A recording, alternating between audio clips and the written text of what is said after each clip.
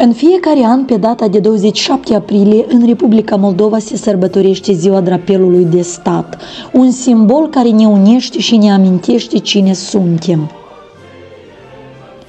La Centrul Cultural Educațional Moldovenesc din Colorno, copiii au sărbătorit această zi într-un mod deosebit.